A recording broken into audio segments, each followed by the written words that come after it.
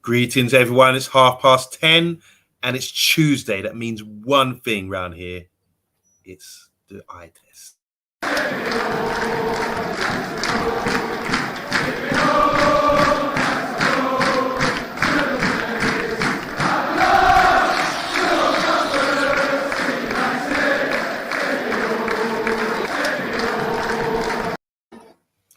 Welcome to the third installment of the eye test. My name is Omundi Juma, and I am joined by the one and only Bath Time with Vaughan. How you doing, bruv? Well, I say I'm really good. I think I might have actually drunk a bit too much on a work night last night, but it was just what a beautiful evening. And I'm delighted to be able to talk about a United win, about goals, about discipline. I'm really I know it's only been a day since the match, so we've been working really hard for you lads today, but I'm really pleased to show you what we've come up with and what our analysis is. I think you're going to love it. I love to hear that passionate excitement in your voice, Bath Time, because over the last couple of weeks, it's been a bit miserable covering these defeats, you know. Were you a bit apprehensive going into the game? Because we've covered everything on the show the last 2 weeks. I mean, what are your feelings coming into the game, and especially when you seen the lineup and you saw Liverpool, their performances? Did you really expect us to win? Do you know what? Right, I'm a bit of a crackhead, not literally, but with football. Yeah. But every night before a match, I think we're terrible. It's gonna be awful. Even with the football teams I literally play in.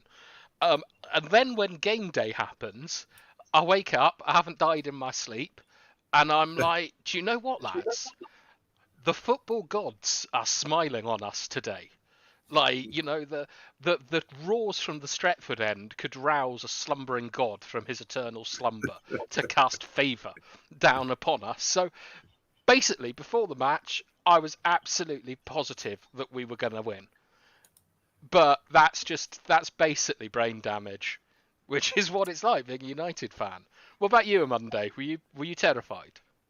Be honest. I did predict we were going to win, but obviously when we go into so much detail on this show, because this show is unique, really, because we don't talk about gossip, we don't talk about transfers. By the way, Anthony might be coming, but we don't talk about them things on here. We talk about the game of football and what's going on the pitch strictly. So everything else doesn't matter. We've got our blinkers on. It's all about the game over the 90 minutes or so. So I think I've been my confidence has been growing just from having these shows with you and discussing and seeing it's not all gloom and doom. There is a way to win. There is a strategy to be put in place to defeat teams out there. And there are players that I must admit have turned my head where I've written them off. And from doing the tactical breakdown, the eye test, I actually start to believe in these players again. So, but it's not, we don't pick the team. So we just have to trust that Erik ten Hag is watching the show and getting some tips and thinking the same mindset we are. So when I'm saying I predict we will win, it's based on what we know or what we've studied. But obviously, it's down to the manager, his team selection. He's had 7 days to get the team right for this game, and he's come up trumps. So that further endorses me into the manager, what he's thinking. And I think we're on the same page. And we need to get a freeway with Ten Hag on here by the end of the season, wow. I reckon, at this rate. Yeah. Yeah. To be honest, I'm with you. I was really, really impressed. Not overly surprised, but it's just the attitude adjustment. I was really impressed with the attitude of the players, and the fans became really vocal as well, and it seemed like the atmosphere was electric there as well, and that gives you the extra incentive to run that extra mile. And our running stats seemed to be pretty good yesterday.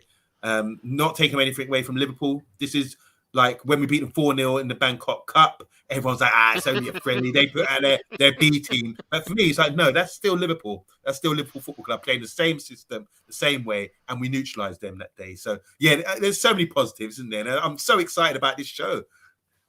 Yeah, it was great. I think that I always bang on about this, but like Manchester United to me should always represent the values of our community as United fans. And I'd love to think that players like Varane, like the watching Casemiro, even like Ronnie on the bench, like Sancho, Alangi, all of those Alangi, All of them see what happens Yeah, when you exhibit the values of Manchester United, of hard work, of courage, of like helping your teammates out. And I think that this is probably a reason why a lot of people got a bit annoyed with Bruno's like Oscar performance last night.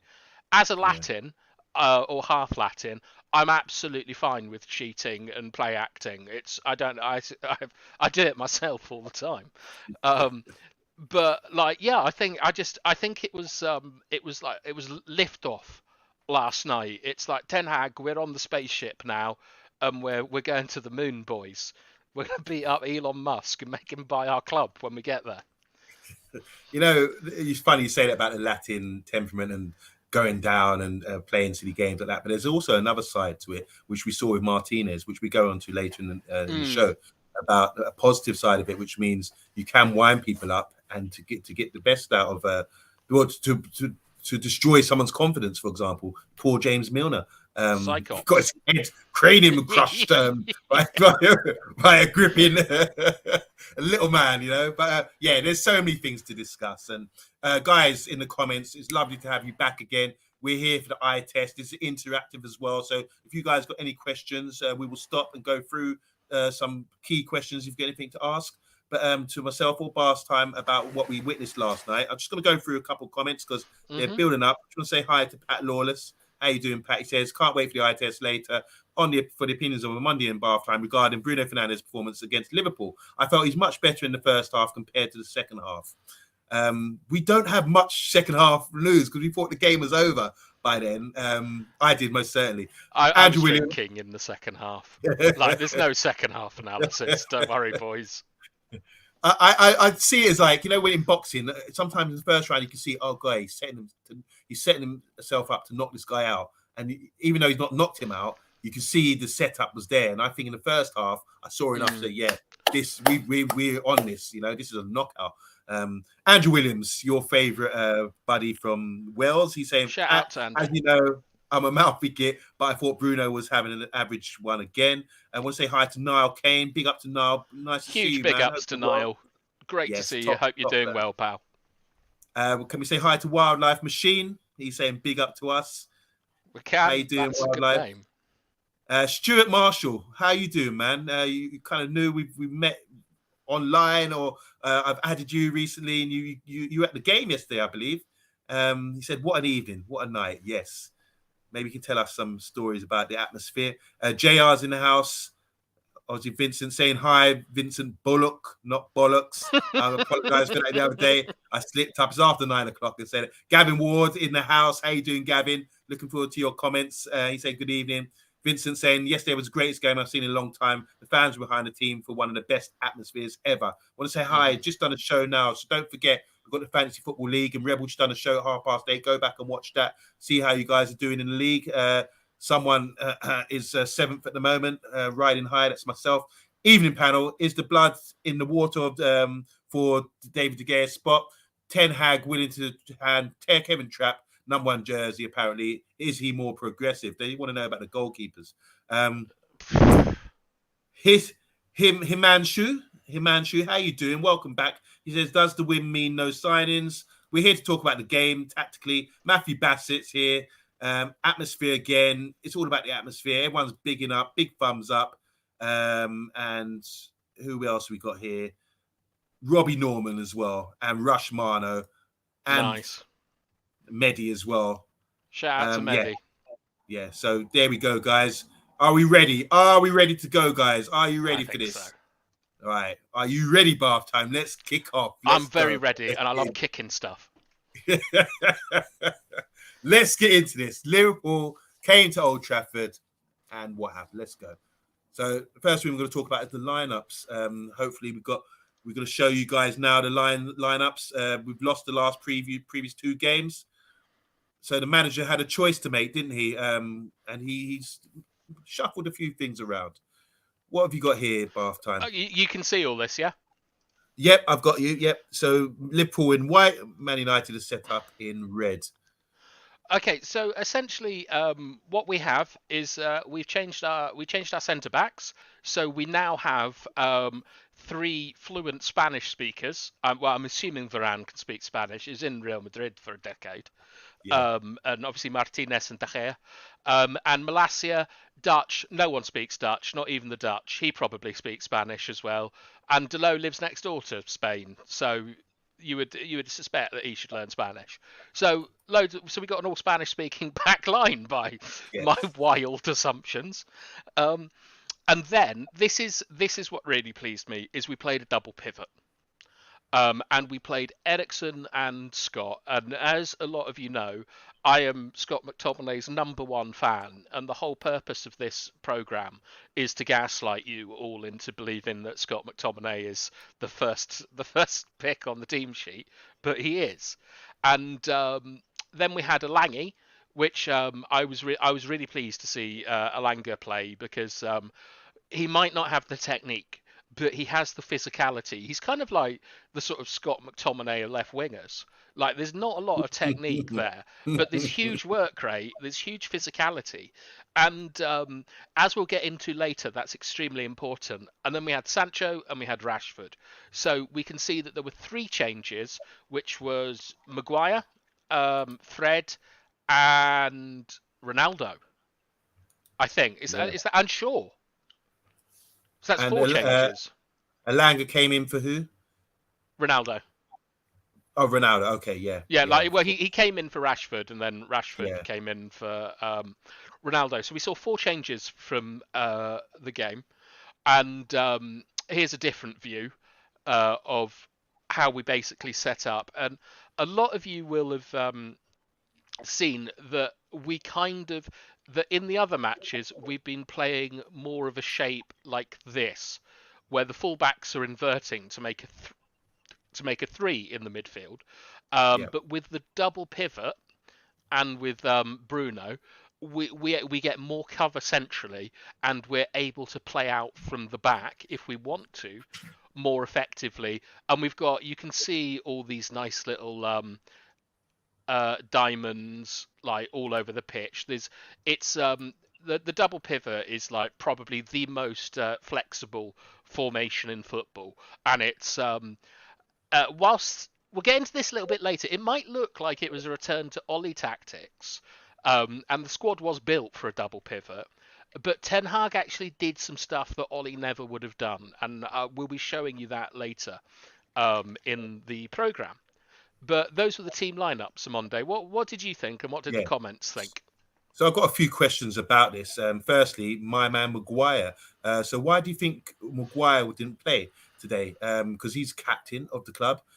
He's had a bit of endorsement following his poor season last year by remaining captain, and he started the first two games. But I don't think he made too many errors in the first two games, even though we lost them. But after the performance yesterday, I can understand in hindsight Varane was fantastic, and like you said, the speaking with the Portuguese guy on his right hand side, Martinez with a Dutch guy who had played in the Dutch league. The communication was on point. The defense was outstanding. That's something that a lot of people are saying in the comments as well about it. I've just come to this comment here from JR. JR saying, I love the back four celebrating tackles. That's something from Serie A, isn't it? That was outstanding. So Harry Maguire wasn't missed, and I'm a big endorser of Harry Maguire. He wasn't missed at all. But I don't think I'm not trashing him at all. I do think sometimes, yeah, you do need to have a step back and witness something, and then know there's standards to be set. Secondly, just going to go to Stuart Marshall. He's saying Martinez was quality, as was Malacia, Varane, even Dalot, and with Casemiro coming in, Maguire's days are numbered. So can we just before we move on to someone else, do you think Maguire's days are numbered? Do you think he's still got an opportunity to come in the team? I do. No, I think Maguire will play on Saturday. We have essentially we have a game every 3 days, like until the World Cup starts in like November or something. I think that all right. So we had to make, or well, rather, Ten Hag had to make some big calls after getting thumped by Brentford in half an hour. It's unacceptable, right? So Maguire, he kept on at Brentford and he took out for the game. Seems an odd. That does seem odd to me. We knew that people have to be sacrificed, but I think what might be going on here is that Maguire is an aggressive centre back, or he's been played as an aggressive centre-back by Ten Hag. So his job is to go out and try and intercept and win headers whilst Martinez covers for him. That's what we've seen through pre-season and the first 2 games. Yesterday we saw a change where Varane was the cover centre-back and Martinez was out like a Sicario from Narcos, just like smashing everything up. I like that series. I get that. Yeah. I know it's the only thing you watch, so I can only do Narcos references. But he was just out smashing things up, and I think that what we're going to see now is I don't think we're going to see Maguire and Martinez very often together if everyone's fit. I think that Martinez is now the aggressor centre back, and to be fair, Liverpool didn't actually test us with long balls yesterday. Southampton will. So it wouldn't surprise me if we see Shaw, Maguire and Varane back for Southampton, because we have to use the squad this season. And for years, I can't even remember if Louis van Gaal rotated his team. But Mourinho didn't, Ollie didn't, Rangnick didn't. Like, we haven't seen squad rotation for a long time. So with Casemiro coming in, I don't think Fred is done. I don't think McTominay is done. I don't think Maguire is done. I think we'll see them play once a week, because we've got 3 matches a week, and it would be madness not to. But I do feel a little bit sorry for Maguire. I don't think he's done too much wrong. But he's club captain and he got sacrificed. So Mr. and Mrs. Taliwa saying Maguire should be looking to settle down and concentrate on his game. He can play, just not the main man for the back line. So not trashing him out there. I do think sometimes to get an established back line like we did yesterday, that'd be great if you continued playing that same back line over and over again. But I think there's question marks about Varane's fitness for one. So I do think Maguire will get games, and Lindelof is out as well. So you can't push Varane, expect him to play 3-day games a week. Based on that alone, I think Maguire will get back in the side quite soon. And if it's a rotation thing, then he has to maybe get used to that. Just the other thing about Elanga, you mentioned, I was talking about this yesterday on the show last night.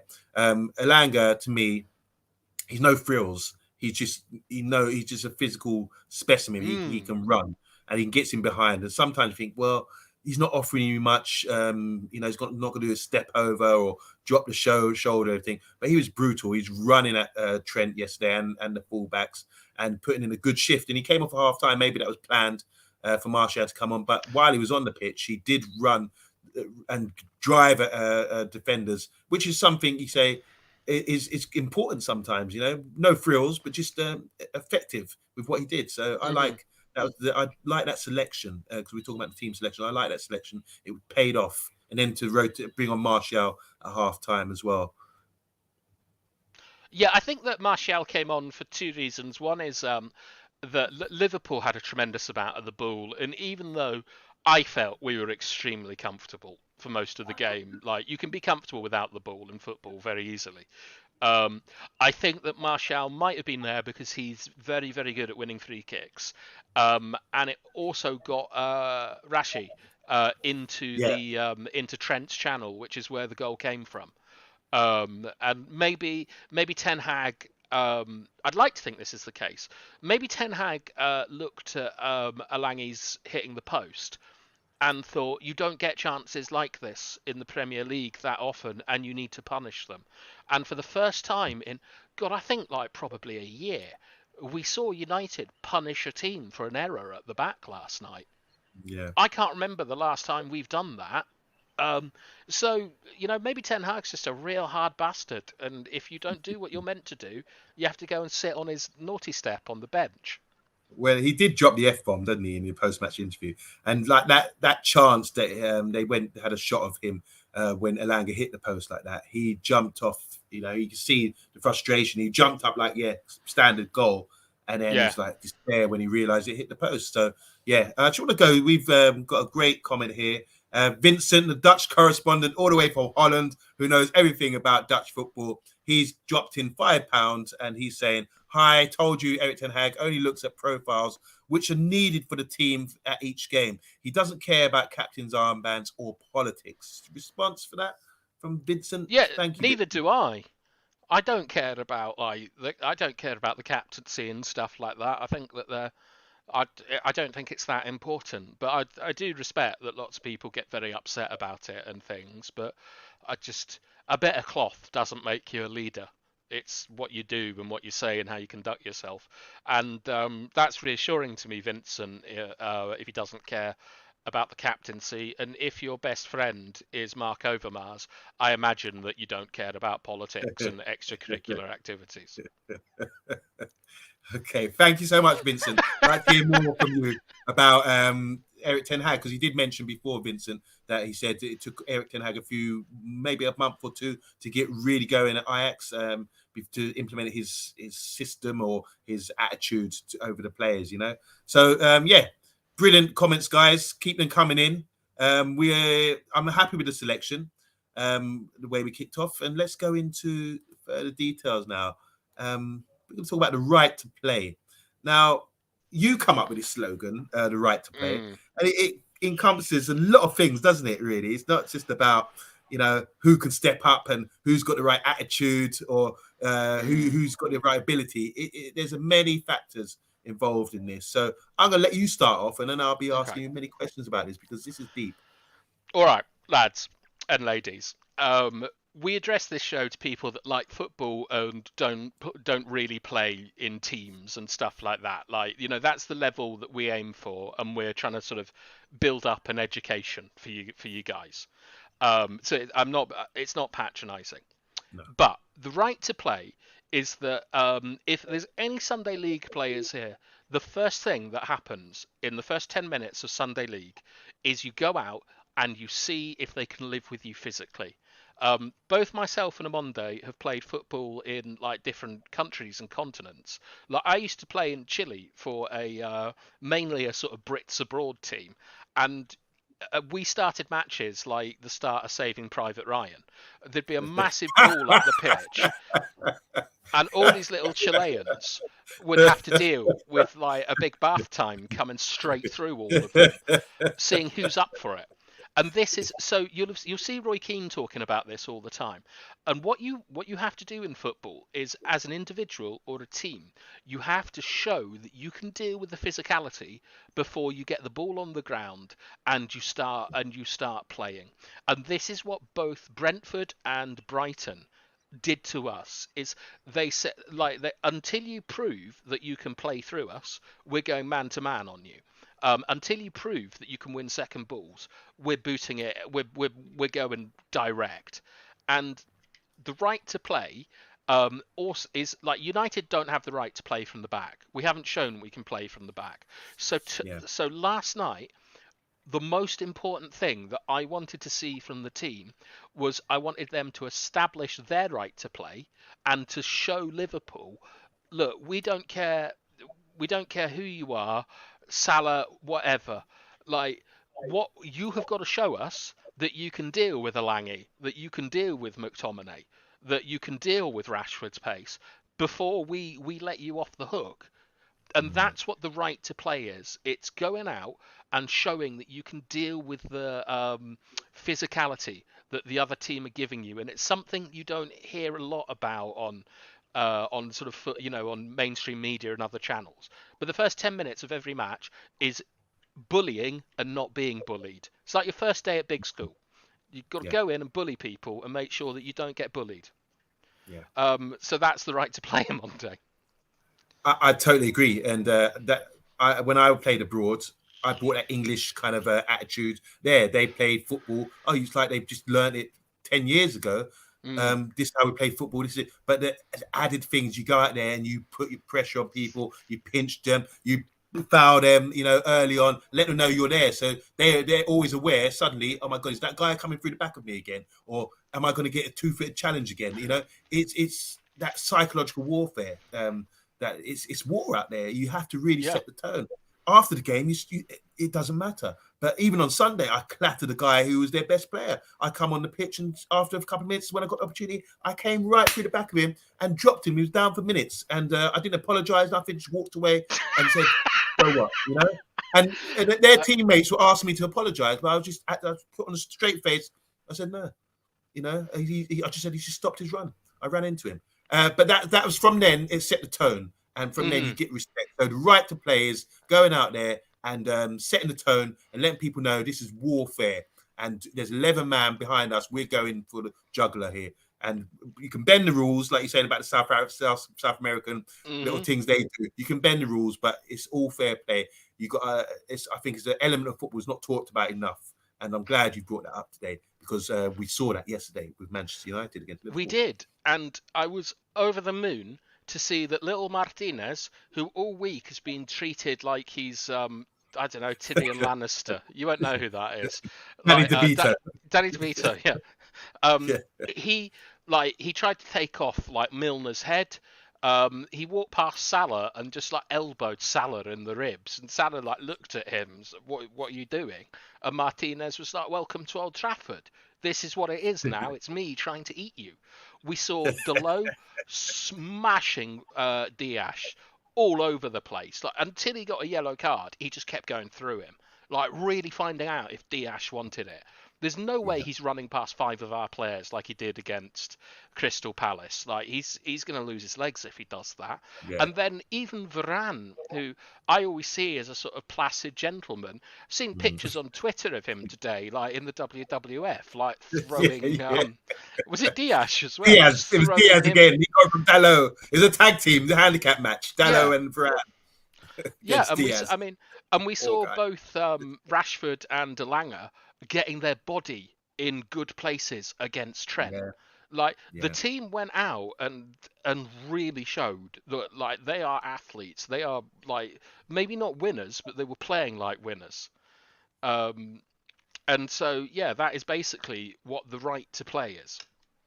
So JR's staying here. Try playing in Sweden. If you're 6 foot, you're like Danny DeVito. So they're monsters, big units out there. You have to give it to them, the reducer early. And Wildlife is saying size doesn't matter if you can defend and read the game properly. Yeah. So the right to play. So Man United set the tone early. They had the right to play. Like you said, giving it to them. I think Dalot took an early yellow card as well, didn't he? For a tackle on Diaz, which was interesting. About 15 minutes in. I think he'd already got him twice before he got that yellow card. Okay. All right. So let's go with the graphics. So with the right to play, once we've established that, the energy is good. The crowd are on like some backing us now and loving it. You can imagine Paddy in the crowd, growling, talking about ruthless aggression. But fans love this, don't they? They love this at Man United. They want to see passion and commitment. All right, so are the graphics up on screen? I can't see them. Yeah, we've got the graphics. Yeah, all right, lads, got a movie for you now. So just before we play this, I want to point a few things out. This is our build-up shape that we used against Brighton and Brentford. And you can see that they're basically doing the same thing that those teams did to us, and they're going man-to-man. Right, they've got Salah and Firmino ready to come in. They've got Dias in a wildly aggressive position. They've got Elliott on Eriksen. They've got Trent on Malathea, and they're using a back three here of Gomez, Van Dijk, Robertson, and the pivots are being marked by Henderson and Milner. And we haven't earned the right to play out from the back. So this is what happens.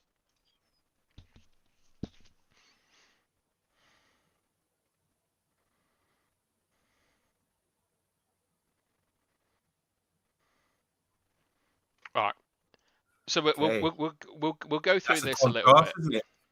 Yeah, De Gea targeted this area here,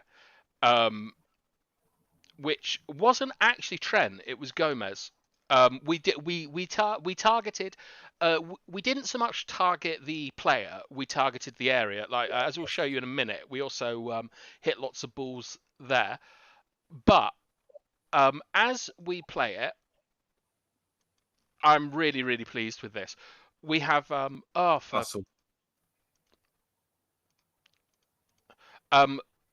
we have this here is Martinez, Eriksen, and Varane. This is our cycle. This is our platform to recycle the ball. So this is press resistant. We also have McTominay coming here. Bruno, Alanga, and Rashford are in this area here for the counter press. And Sancho, if we win it, is on Robertson. And this is something, this is repeated throughout the game, is with Ollie and with most teams, you will have you would have Sancho out here trying to create let me clean this up. Trying to create gaps here. But today, Ten Hag didn't really last night he didn't really play with width that much. He had Sancho operating in these areas here, more direct to goal.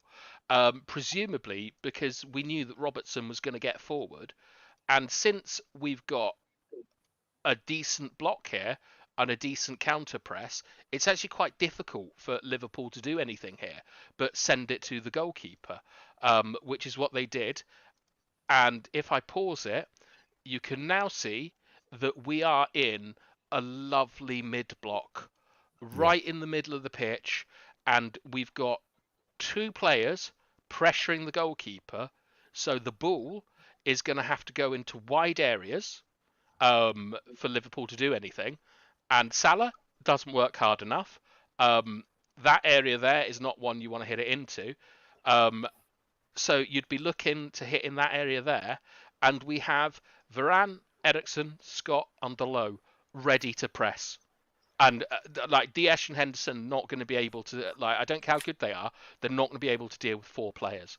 So even though it looks really agricultural to just boot the ball, there's actually a very good setup here, and there's a reason why. Like we've gone from our penalty box to establishing ourselves in the middle of the pitch. Like it's In really, seconds. yeah, it's really class stuff. I wish I could just get it to go to the bit I wanted to.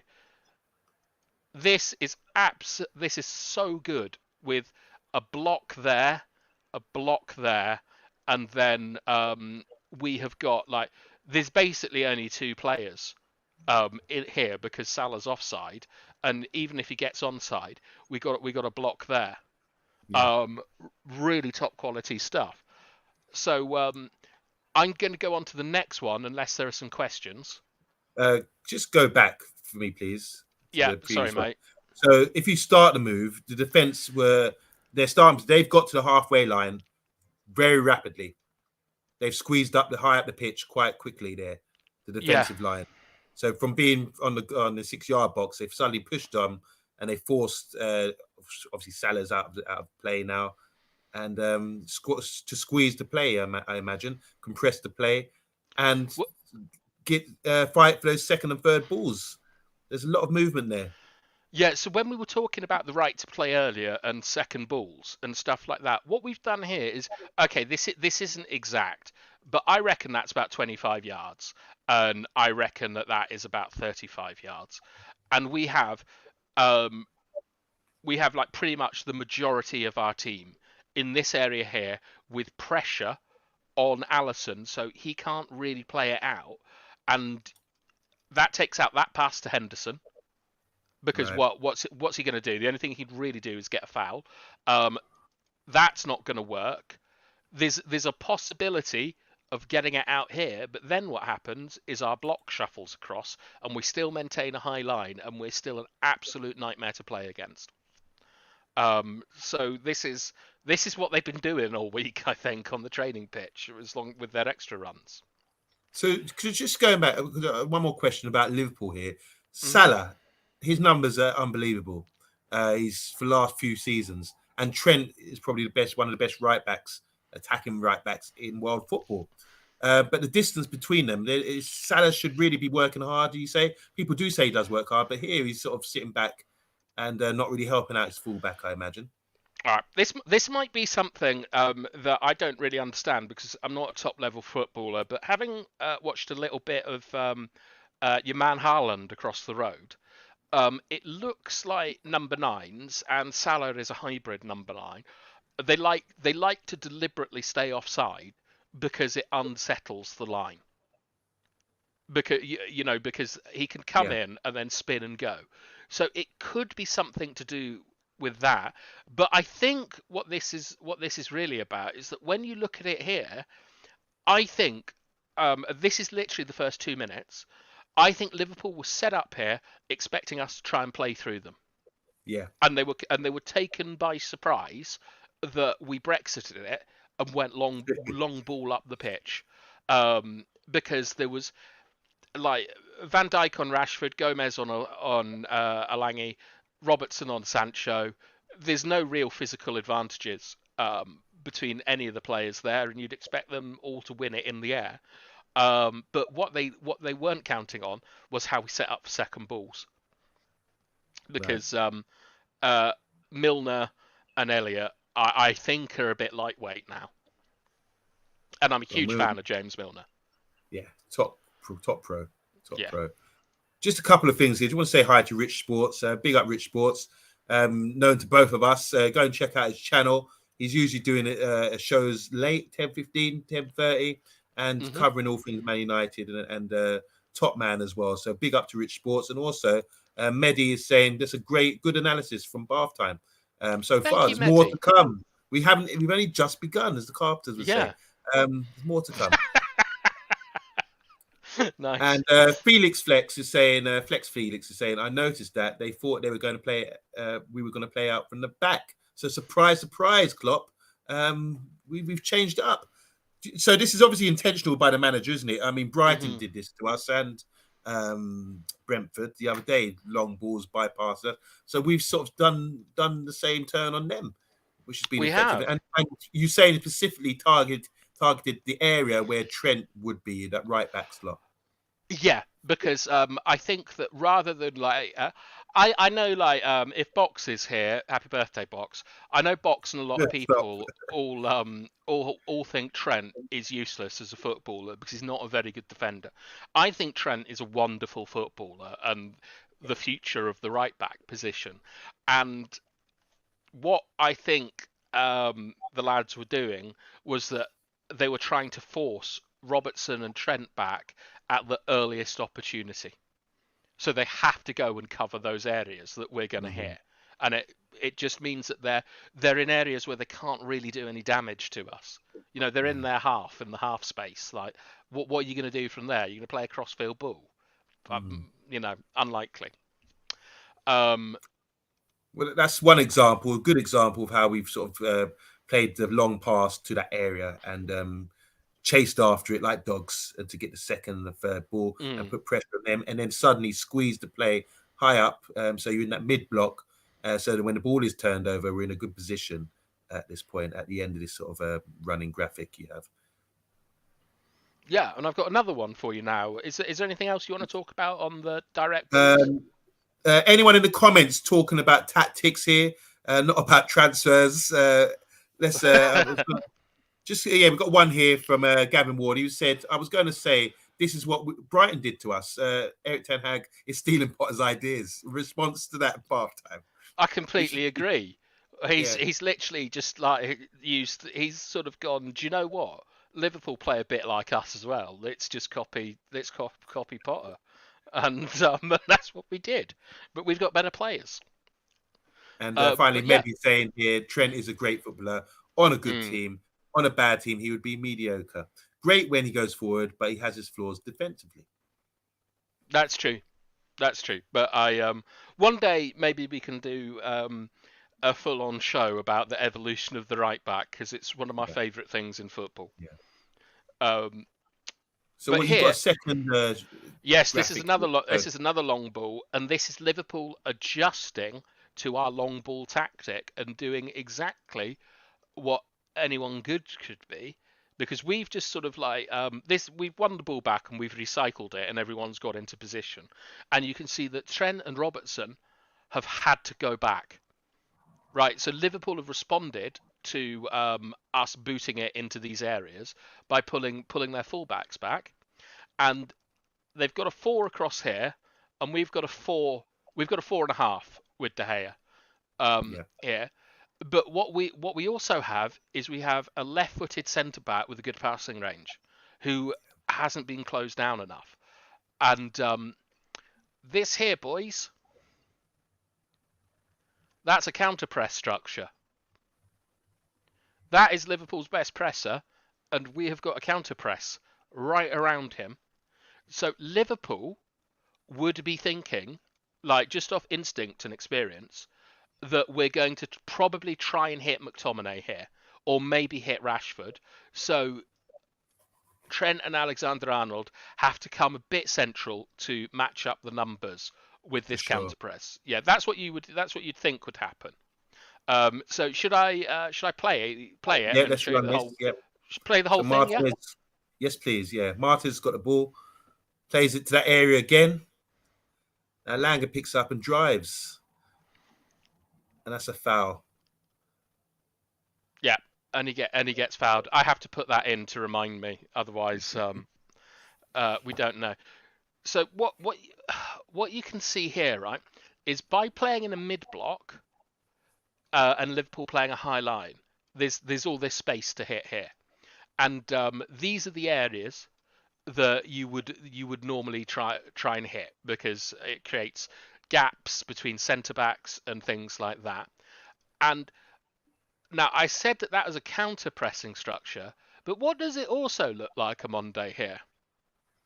It A 2 almost and a looks like 3? a rest defense. It does, because it is. Because we've booted the ball up here, and we are now set up much, much better in this structure than Liverpool are in a line of 4+1. Yeah. Like, this is an amateurish structure from Liverpool, to be honest. And it goes back to the right to play, because what they're doing by playing this structure against us is that they think that all these players can win 1v1 duels. Yeah. And that's what they're backing. They're backing their players. They do well, especially Gomez and the Virgil. Van Dijk. Very quick, aren't they? Rarely get beaten. And you might have missed this as well, but you can see that Elliott has come in just in case that it's played to Eriksen. And Milner also, I think, has stepped up a little bit. I'll watch it again. But we have bypassed this area and gone here. So we're over the press, and we've got Alangi and Trent in a 1v1. Trent loses it and should be yellow carded. And this is 5 minutes into the game, so this is extremely worrying for Liverpool. And it shows that even though Ten Hag might love this pretty romantic football, tiki-taka, blah blah blah, he's realised that you are in the United Kingdom, you are in the Premier League. We beat people up, and we play hard and not very fair. And he's got it.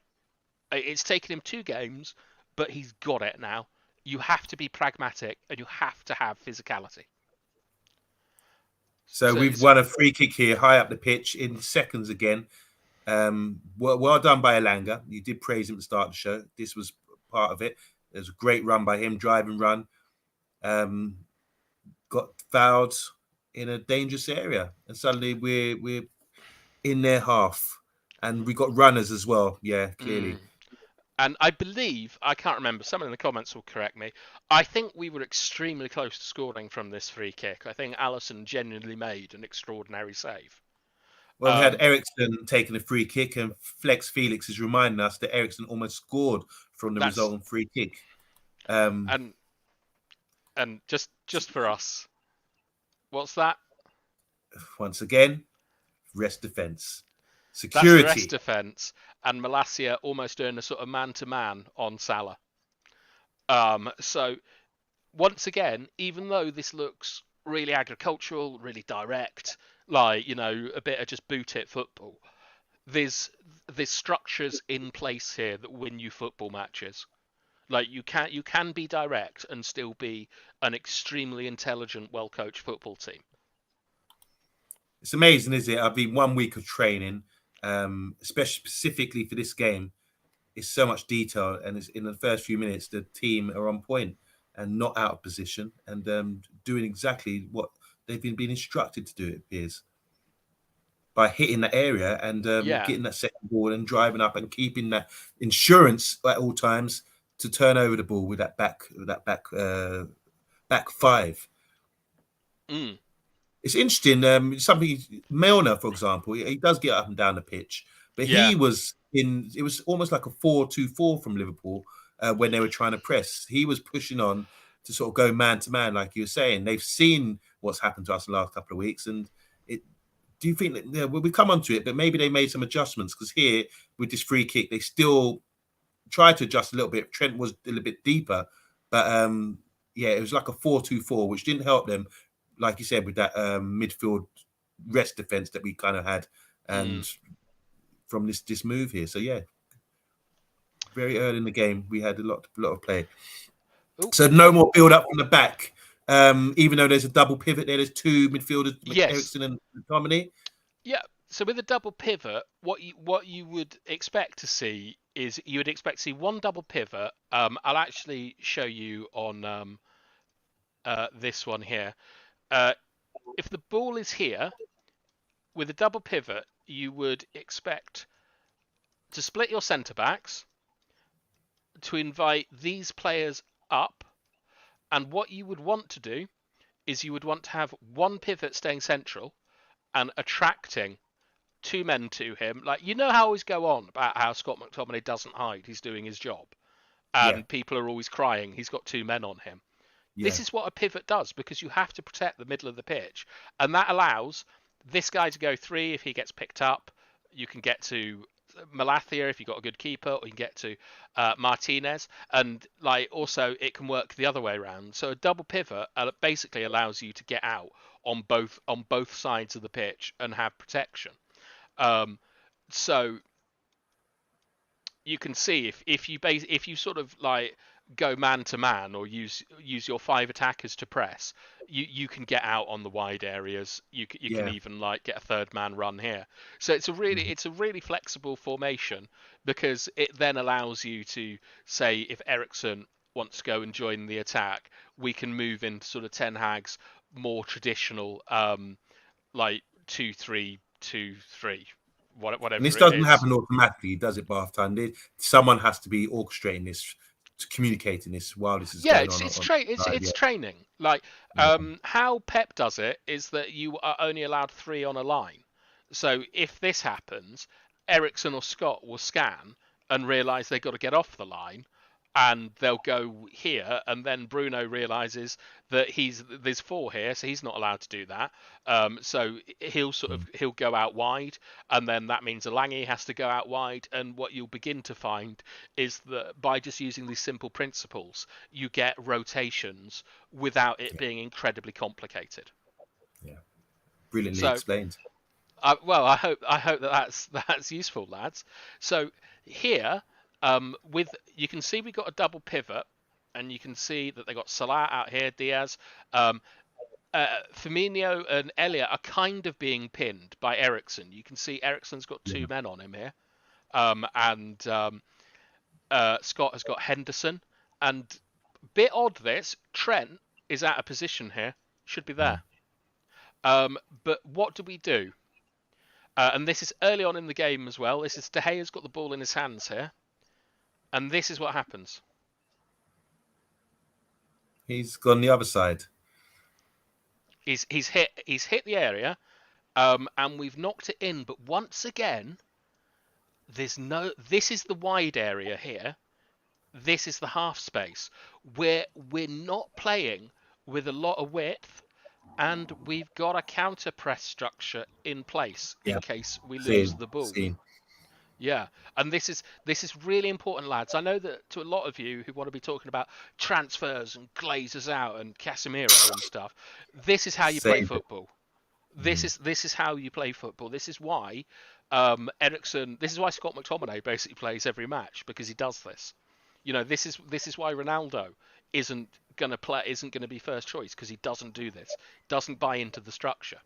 So we get the ball back with Scott, and we recycle it.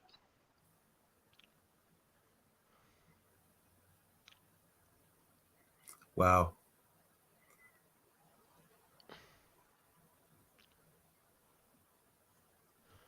All right, so there's quite a lot going on here. So we've seen this frame. with the counter press shape, we recycle, and you can see, right? Omundi, tell me about this. The space between Gomez and Virgil van Dijk. That's scary, horrible. I mean, they don't want that sort of gap between them, especially with a guy in the middle looking to exploit that space. And you could, like you said, you could drive a double-decker bus or a cruise liner through there. Especially Rashford, he's so quick, isn't he? So I think the defence, if you're centre back, you're going to be a bit concerned here that he's got that sort of space to run in between.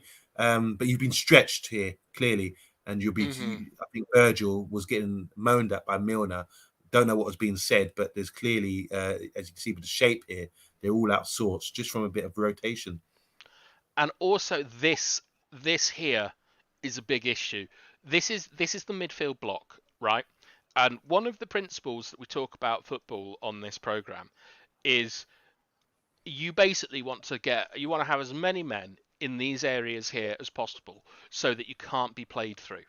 Like, you can see that the gap between the lines here, like this is the midfield and this is the attack, is really, really small, and we've got two men between the lines. And that's because that line there isn't good enough. You either need someone here, or you have to pull Henderson back. Yeah. And you can see that Firmino, who I like as a player, look at the distance between. Look at that distance there. Look at that distance there. Look at that distance there. This is Klopp will be going absolutely crazy at his team for this. This is so basic, like Trent on the wrong side of Elanga. Like, you can see that we've got a double up on Salah. We've gone man to man on Firmino and Diaz, but look at the difference here. Eriksen and Scott versus Milner and Henderson. The block, which we're going to get into in a little bit, is what these two players, Scott and Eriksen, won us the match yesterday. And like, I will be very happy to demonstrate how. But just yeah, go on. So just quickly, so the reason why these Liverpool are out of shape is they're trying to, but they still believe that we're playing the ball out from the back, and we haven't. So this move will start from a long ball to the left hand side, to the right hand side with Sancho, and then suddenly they're out of shape. Like we said about the centre backs, like we said about their Henderson and is it Henderson and Milner maybe? Milner, completely out of shape there. So they've been disjointed by tactical change in Manchester United. We don't have that idea yet. We've so sorry, go ahead. Done them. So even though here there's an opportunity, like Scott could play that ball first time. Like, obviously these positions are not 100% accurate. They're about 90% accurate. So Henderson might be there or something, and you might think, why doesn't McTominay just drive that through? But we are a possession-based team, and what we like to do is we like to recycle the ball. And recycling the ball is normally done between the goalkeeper and the two centre-backs, or a pivot and the centre-backs. So what we do here is we send the ball back, and that increases the distance again between these lines, because the Liverpool front four have to go out and get Delo, and the Liverpool front four love pressing in these areas here, because the touchline is the world's greatest defender. It never makes a mistake, and this is a mid block. So what we've done is we've opened up even more space, and we've got we've got 4 high quality one-on-ones here. Milner's not catching Bruno, so Bruno is going to run into the space that Gomez is going to do from covering Rashford. Trent's going to have to cover Bruno. Alangi's free. Sancho's free. Like, this is a really high quality opportunity that we've made here. But the majority of it, and I won't stress this enough, is because the Liverpool block is out of shape. Sure. Literally, if you have a man there, it makes it. If you have people just 5 yards back, it makes a huge difference. So let's see the rest of it.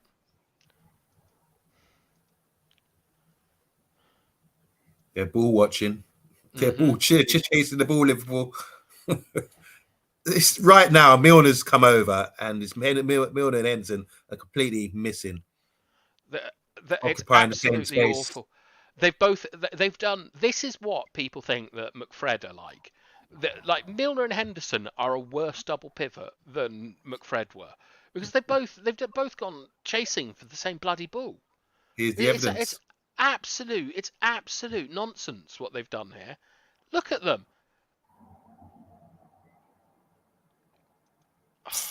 running over each other. Elliot as well.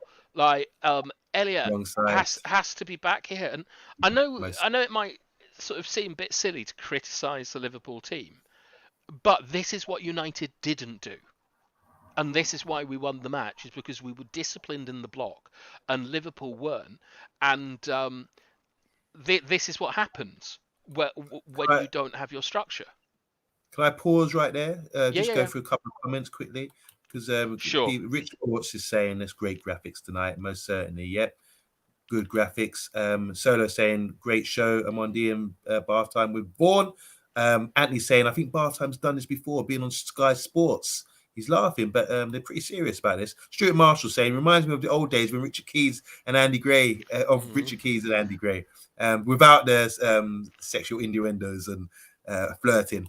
Imagine. Well, Mehdi saying I'm very impressed. Who knew bath time they had this much knowledge? anyone who He bloody has. reads the comments, Mehdi, Yeah. I've known you for about a year. That's absolutely outrageous. That's like, you little bastard. I wanted to get those comments in, but yeah, thank you guys. It is bath time is a geek when it comes to tactics, as Yes, we're witnessing right now. A bit of a nerd, but it's beautiful when you see it. 100%. We're going back to the graphics again. I know you guys Right. are enjoying this. We're gonna show you some more stuff, but this is like Rashford had an opportunity, and what I want to point out here is that when we lose the ball, look at that block there, and look at that block there, and we've got width. Like we're basically playing a 3-5-2 here. Everyone knows I hate formations; they're not important. But what we've got here is a really aggressive structure to win the ball. And once again, look where our line is. This is from bloody David De Gea booting the ball. We've got Yeah. a line up here.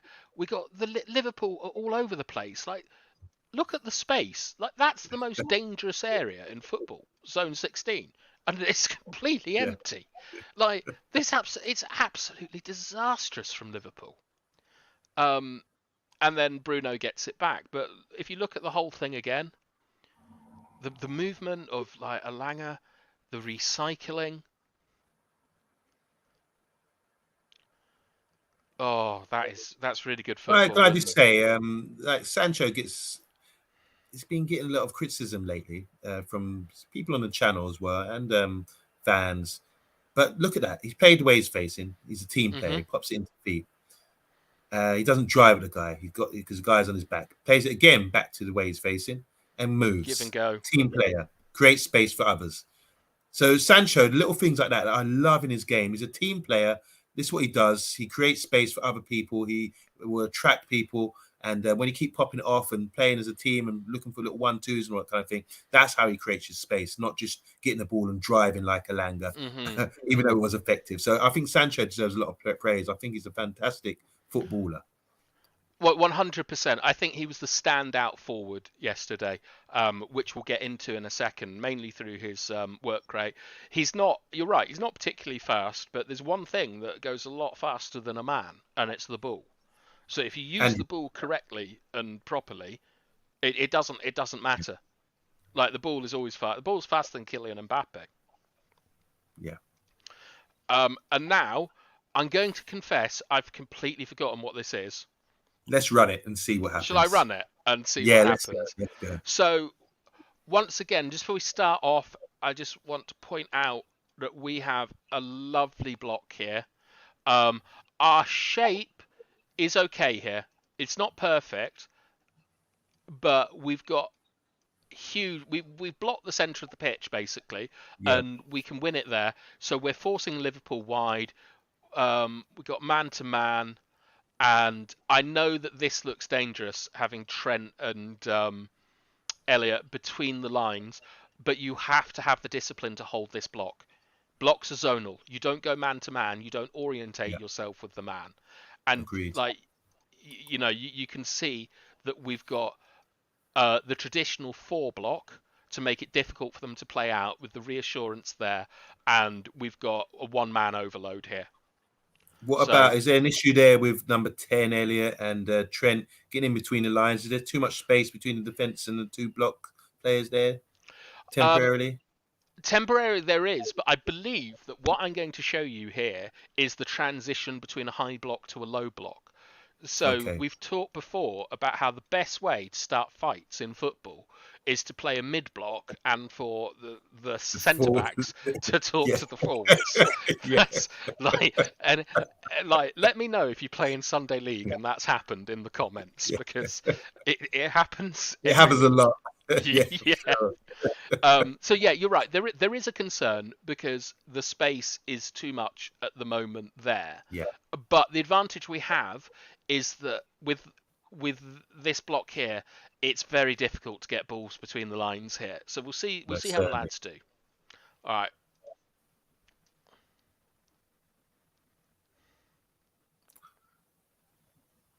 Playing the way he's facing.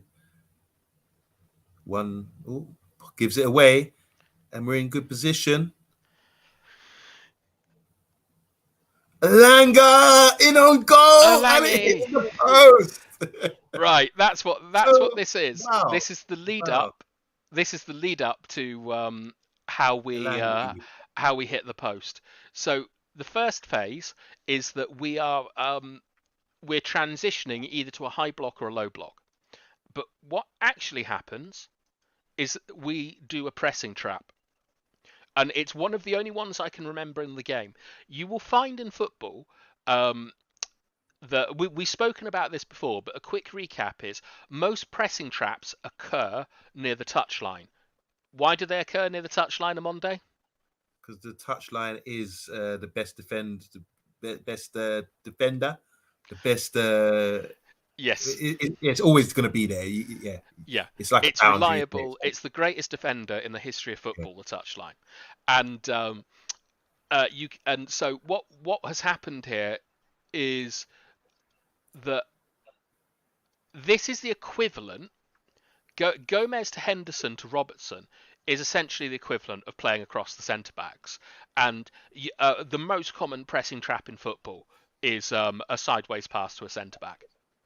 because like if Rashford moves in that area there, it can only really go in these directions unless the guy's an idiot and plays it into 2 men on the pivot. So we've got a pressing trap here, and it's really well done. So what are the options here for Diaz? He's got the ball. He knows already that a man has clattered through him in Dallo. So he's probably thinking about Dallo on his back. Dallo gets quite close. I just want to see if we can play this on. What does Diaz do here? I just want to point something out. We're moving to a high block. We've got a Yep. rest defense. So this is so important, because look at the back 4. Right, it's not just the forwards. It's not just Rashford and Sancho that identify it's a pressing trap. It's the back 4 as well. So pay attention to them. That's the trigger. Yep. Isn't See that it. beautiful? Yeah. Look at that. That's Who's absolutely leading beautiful. this? So there's obviously a lot of good communication there to go. They all moved as a unit. Well, it could be experience. It could be training. I doubt someone's shouted, hustle or whatever. We shout popcorn on my team for stuff like this. Do you have a shout for any of these things? Just the standard thing. Let's move. Let's go. Let's Yeah, go yeah, yeah. together. Yeah, to get together's a good one. I just like shouting popcorn. So I made everyone do it. So I doubt it's a call. I imagine that it's the whole team has been looking for this. They've trained on it all week, and Yep. you can see that we have temporarily broken our block here to go man to man. And the reason we've gone man to man is in exactly the same way that I talk about pivots can't play the ball if the fullback is too high. Firmino's too high for Diaz to play that ball into, and Yes, he's I got remember you saying. McTominay. He's got Mm, McTominay on him, and they've got the cover of Varane. So there's mm. really only one place where this can go. He either takes the foul, which is what he should do, but he sends it to Robertson, and then this is brave. What you're about to see. I want you to watch Delo and Scott because this is big balls. Dalot, wow, And then we wow. know what happens with the Langy, but I'd also like to point out we have the Rest rest defense. defence in case Yeah, they boot it. But beautiful. it's Mwah! That yes, is outstanding. that is outrageous football that we just saw there, Yeah. and we did it without the ball. And we're using a rest defence to be offensive because Half time. yes, Going back to that, so I saw Dalot here. He's hmm obviously he's on Diaz here. He's thinking, right, don't let him turn, make him play the way he's facing, and which he did. He's already knows about his presence, so he's played it yeah, that way. But the next movement of Scott and Diaz, a bit unusual because I think if Robson it's could have played not his ball in behind, if Robson could have played the ball, perfect ball, in behind, into the space in behind Diaz, they could have been in there with Varane having to sweep up, all but right. it turned out okay. Let me So, put it like this what to do you you. think about that? Let me put it like this to you. First of all, you agree this is a pressing trap. Yes. Do you remember when we looked at the Brentford pressing trap Go ahead, continue. with Tony and their number 8? The number 8 Hey, pressed Ericsson and then carried on the run to oh close down yes, Maguire. yeah, that's This right, is that's this right. is what Delo is doing. Which led to the throw in for the goal. That's what Delo does. He's pressed Diaz, and then he's followed it up by pressing through, and McTominay has covered it. You have to be on the same page for that It to is work out. absolutely Mm, outrageous, isn't it? yeah, It's I think this is a bit too balls to the wall for my liking. But if we look what's behind them, so let's say they get this wrong, I think there's enough cover in the centre. yeah. Like Varane can come out. We know Varane's quick, and I don't know if anyone recalls this, but there was a moment in the game where we tried this and it went wrong, and Varane literally upended Diaz. Yes, but Do you Varane is remember? brilliant at that. He's Yeah, brilliant at shepherding people away from goal. I've always said that about him. yeah. He's quick, he gets there, and he's just like shepherd you, go that way. You're not coming near the goal. So And I even think there was a Varane's time taken when him. De Gea even came out and Yeah, that was came. hilarious, wasn't Yeah, it? It was like seeing a that's unusual as Tyrannosaurus. well. But yeah, Like, a couple comments here, couple comments because yes, people are yes. I'll talking stop. now. I'll stop Um, sharing and come So and look Gavin at them. Ward's asked an important question. How long does it take for you to knock this out together, bath time and Vaughan? I'm thinking you've got too much time in your hands. Do you want to respond to that? Because your game was only last night. It took me an hour and a half, and I did it after I got back from work because me and Omundi believe in hard work, and we take this show seriously, and we really want to give you quality, and that's why we do it.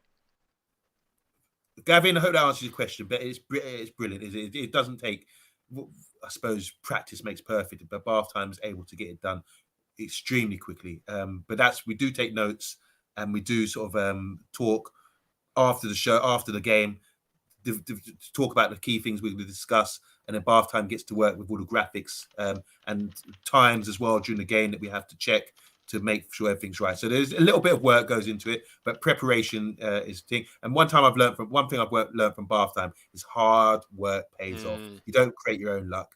You've got to work hard for it. And we're really proud of the show that we're putting out. So yeah, it doesn't take long. Hour and a half, he said. Did he say an hour and a half or to put together bath time? Did you say an hour and a Yeah, half? it took me 30 minutes to watch the game. Because this is why we're only doing the first half, boys. And then a bit of that, and then it's also what to focus on. But I think that you guys, when we talk about pressing traps and stuff like that, I really think by going in depth and showing you just how courageous what we were doing was, really gives you an idea of why this wasn't an Ole Gunnar Solskjaer the double pivot performance. This was madness from Ten Hag, and I'm here for it.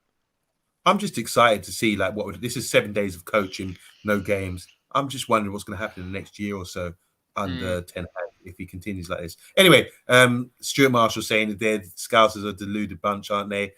Santiago Martinez, how you doing? He said, hi for Argentina. I'd love to see Lissandro shutting up the English journalists. Welcome to the channel, and I hope you're enjoying the show. I haven't seen you before, but yeah, Martinez from Argentina. We love Lissandro, and we love what he's doing at the moment for Man United. What a player. Even after one game, I could say this guy is legit. Flex Felix saying that was very brave from Dalot, but he got trust in the system. I imagine Mehdi saying, I love to see him yesterday talking to Santiago Martinez. We really need a player like him, talking about Martinez, Lissandro Martinez, a player who goes to war every time and also is damn good at it. So yeah, the fans, I mean, we as fans, we love the attitude that Martinez has. Communication, says Emma, is key, isn't it? In relationships and football. Communication is key. That reminds me, I need to go to the relate. This is my session. Mehdi saying, hit a like for the great work the guys have done on this. Come on, everybody. Come on. Sorry, hit the like for Solo. I don't need applause. Like, doing this is my own reward. Like, hit the likes for Solo.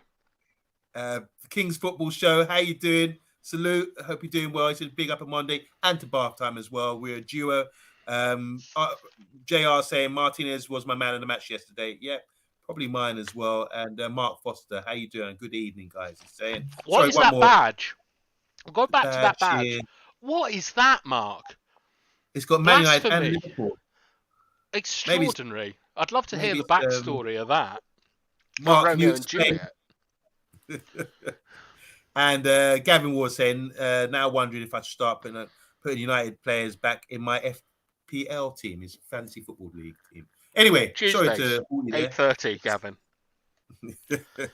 Let's go. Let's continue. All right, okay. Share screen. Yeah, let's go. All right, good stuff, boys. What we'll do now is okay. So we're just showing this pressing trap. You all know what happens. Alangi hits the post, and it's very unfortunate. I think now I'm going to show you the goal, like for a bit of a sort of dopamine hit, and I want to illustrate some things in this goal, Omundi. Go ahead, let's go. That's outrageous. That is such good football from Manchester United. If anyone from my Sunday team's watching, please Shout observe. Yeah, Woodlands. Sorry, boys. They have got Woodfoots, but yeah, we're nice. Yeah. Once again, we got the block. We got a compact team here. They can't play through the lines, so they're having to go out wide to play through us. And we have an overload because of the work rate, I can't believe I'm saying this, of Rashford and Bruno. I know. It's outrageous. And then here's the goal, boys. So that's Sancho, intelligent player, cuts it inside. One-time pass by Bruno. Holds up. Rashford with Virgil out wide. Virgil has to get back in the box. Eriksen does good there. I really thought Eriksen held up well, kept the ball under control. Malacia now in the half space. Beautiful pass by Martinez out wide. 1-2. Eriksen gave him the eyes. Trent's lost now in the Bermuda Triangle. Yeah. And Elanga squares it. Milner goes to ground. Virgil stands still, and we slot and Paddy from the United Agenda runs on the pitch as he was at the game. So shout out to Paddy. He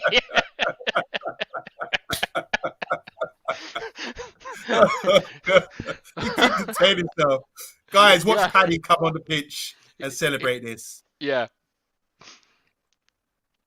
Malacia. All right, nothing on. Let's recycle. Bam, into feet. Elanga, lovely pass there. 1-2. Bermuda Triangle. Trent goes missing. Cross the 6-yard box, the most dangerous play. And Here he comes. right, It's Paddy. there's Paddy. All right, there's a couple of things that I want to show here that I think are sensational. So you can see that we're in a transition here, and we're extremely well protected. Alangi, if Alangi's here, we got a good counter press shape, and one of these players can break the block.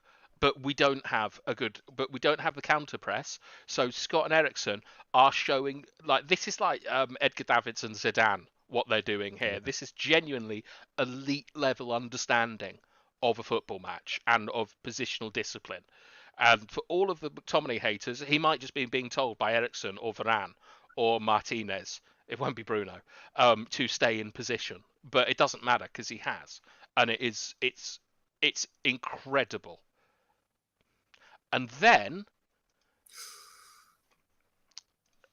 our line has pushed up. Yeah, we've got the counter press structure now. We're incredibly well protected in the midfield. And I want to show you something else. Alanga, Rashford and Sancho. Rashford's a little bit wide, but Alanga's not wide. And if we go back to where Liverpool were, do you see how they had players out wide? I've noticed this about Ten Hag for a while, but we can see it again here. He's playing incredibly narrow.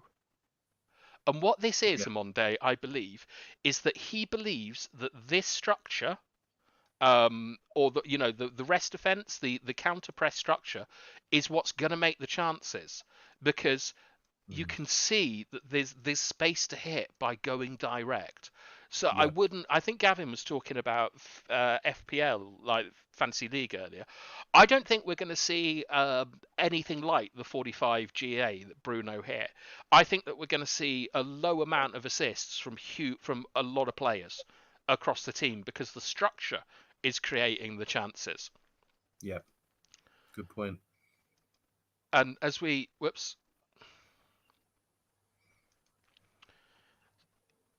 carry it on, do you see how good all of this is? Wow. Insurance. 1, 2, 3, 4, 5. That you're only allowed 5 in attack. You got 5 in defence. And if we lose the ball, they can't go anywhere. They either have to boot it out, they can't recycle it, they can't get it over here. These are probably our 3 best headers, on the team, like Varane, Scott, and Delo, in terms of aerial duels. Martinez to be decided, but this set, the goal's great, but I think goals are overrated myself. I much prefer structure, and this is incredible. What we're doing here, it's really elite. And Rashford does well, and this I love. The distance between the players is so compact, and once again, there's no width. Yep. There's no width, which is interesting, because we actually now do go to width, don't we? So do you see this shape, Omundi? It's a rest defence always in effect. And it's also his preferred setup for the high line. We have both fullbacks inverted with a single pivot. That's Scott. Yeah, Scott. Yeah, sorry. Yeah, and it's incredibly close to the lines. So we've got the 5 in attack, but we've got a lovely counter press shape, and we've got insurance. This is top quality, boys. And we've got the ball as well. Yeah, we got the ball, and we don't have Salah working hard enough. Yeah. Lovely by Malacia there. Nothing on. So now, I just want to highlight something. What do you think about that? Well, Virgil's just coming back from Rashford, isn't he? He went over to the channel with Rashford, and now he's coming back inside. But the gap's still huge. Enormous. That's criminal, surely.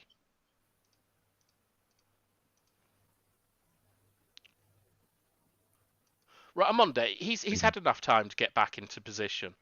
What is this?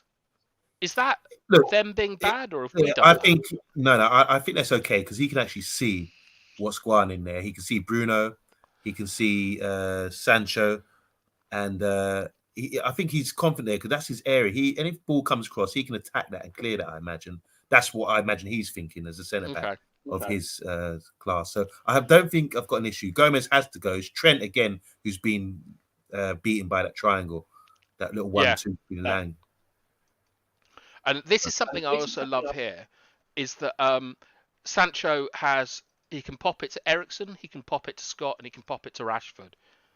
There's multiple things that he can do here, and it's why he was able to do all that ballet stuff in the box, because there's so many options. Yeah, true. And we get it in. So do you want me to run it again? And please, please. Sure. So one thing, stop right there. Look how high they are at the end. So they started on their goal line to the back four. Yeah, so our line starts here. Like on the edge of the box, basically. Edge of the box, sorry, yeah. All right, tell me when to pause. Pause. So obviously there's a call. We started to move up as a unit. There's some sort of communication between Eriksen and Scott, because Scott's decided to just hold off a little bit. But they still got good rest defense there, good counter press there. Roll it on. That's a good ball into the corridor, the channel. Sorry, Rashford's got their legs to get there, and now stop. So suddenly, in seconds, we've gone from the defensive line on the edge of the box, and they've compressed all the space by getting up, knowing, confident as well. You've got to be confident that your side are going to keep hold of the ball as well if you're going to go up so high. They've gone up so high, inside their own half, compressed the space so that if they do turn over the ball, we've got enough numbers there, pinned on players. By percentage, we are going to win the ball back again. So this is beautiful. I'm really getting confident on this now, Bartime. Thank you so much. I want to transfer these skills to my Sunday team, because it's so simple but so effective. But yeah, sorry. Don't stop. Let's go. Eriksen done beautifully there. His technique just to hold up the ball. What I also really like is the movement back into the rest defence that allows Malacia to join the attack. That's one of the only rotations. I didn't see that. Let's have a look at this. I just take it back to frame 6. So watch Eriksen as Malacia goes.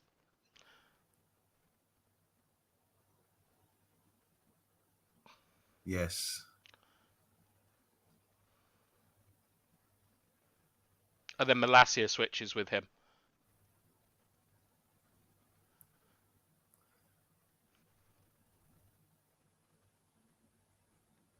Oh. It's so beautiful, delightful. Isn't it? Delightful. Should we have a look at some? Can we look at some comments while I have a glass of water? Yeah, let's go. I'll just read them out. So where did we get to? Okay, so Gavin Ward was asking about any players from Man United that he would choose for his team, and I think Bath Time said not many players will get assists because of the kind of direct play that we're playing. But I've got Sancho in my team, by the way, and I'm in the top half. Liverpool. So Mark Foster, we did ask the question, didn't you, Bath Time, about his flag? Yes, I did. So Mark Foster comes from he's like Brush in a way. He's a bit of promoter, he's community guy, bringing everyone together. So on Facebook, he's got a great page which incorporates Man United and Liverpool fans. Mark Foster, keep up the good work, and that's coming from Solo. Solo's told me all the great stuff that you're doing for the community, the football community. So take a bow and salute to you. He said here from his Facebook group. Mehdi's saying, such a wonderful Tuesday, not much sweeter than the Scousers' tears. So there's a lot of joyful comments here from us fans. We deserve it. Win, lose or draw, no tears from me. Man United played well, and we played shit. Yes. Like Mark, if you're still here, can you just let me know about like Salah's work rate with supporting Trent? Did last night Trent was like pretty isolated by Salah? Is that a common thing, or like is Salah? He's been out of form for about 6 months, I think now, Salah. So I'm just wondering if you could tell me that. Just curiosity, really. He would know, as a good Liverpool fan. So Mehdi's saying, so how about teams that won't give us the space Liverpool did? We have to play different when we meet teams that sit back against us. So that'd be like a team with a low block or team, because now everyone will be doing their homework. I think that's a great thing about the Premiership, that you can't continue with the same strategy over and over again, unless maybe like City, who've got the ability, the technical players to keep the ball so good. Liverpool, I think what they're finding out now is that teams, the last couple of games they played, Crystal Palace, Fulham, and now Man United, and all three teams really went for them. It's the right to play. They haven't earned it this season. It's why it's so important, why we made such a big deal about it. The right to play, guys. I mean, yeah, I didn't really get it at the start. I just thought it just meant a couple of things, but as Bath Times explained, it encompasses so much, the right to play, and as proven right here. But the question's been asked, Bath Time. I think so. Basically saying, what do we do? It's all right doing this against Liverpool, but what happens when we're playing against other teams that decide, all right, we're going to sit back and I'll invite you to break us down, Man United. What have you got to break us down? Well, so this goal that we just saw from Sancho, Liverpool are in a low block. It's disorganised, but it's a low block. I think what Mehdi is asking, is it's not so much how we break down the low block, Mehdi, because we do it the way that we've done it here, where I don't know if you're sharing the screen or not, but I'm just going to. Yeah, your screen's up right now. Yeah, so go ahead. Here, right, Malathia, Elanga, and Ericsson, and Sancho, Delo, and Rashford are where the rotations happen. Okay, so for it, these are our attacking triangles to break down the low block, and what you saw here is you saw a combination play between these three to get Alangi into this area here, which is called like the assist corridor, or the POMO, position of maximum opportunity. For all my acronym fans out there, so I don't think that playing a low block is that much of a problem. I think what our problem is at the moment is it's getting from here to here, because Liverpool aren't actually a particularly physical team, and we were able to dominate them with the counter press and aerially in order to get it up the pitch. When we play against teams like Southampton, for example, I think they'll play a mid block, and I think it will be a lot harder for us to sort of boot it and get up the pitch and things. So I'm less concerned about low blocks. I'm more concerned about high and mid blocks. But to answer your question, it'll be the rotations between the players who are sort of in the half spaces. You'll notice we don't have anyone out wide again. It's a common theme with Ten Hag. He doesn't like having players out wide, because I think it lessens the intensity of the counter press.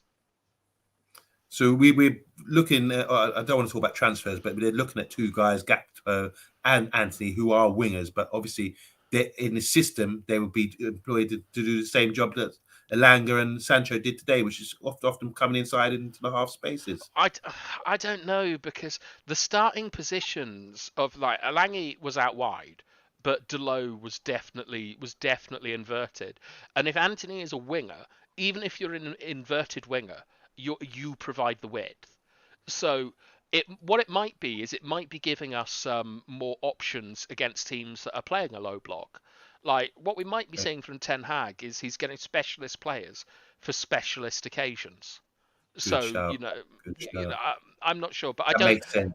I don't know a lot about the foreign players. I don't watch the Dutch league. I couldn't tell you 4 teams in Holland, to be honest. Cosman's saying here they underestimated us and Ten Hag, referring to the Scousers, Liverpool Football Club. underestimated us yesterday. Stuart Marshall saying bath time sounds like Goldbridge. I'll I piss can off. assure you that he's not. Thanks, Stuart. Goldbridge couldn't talk football like this. Come on, guys.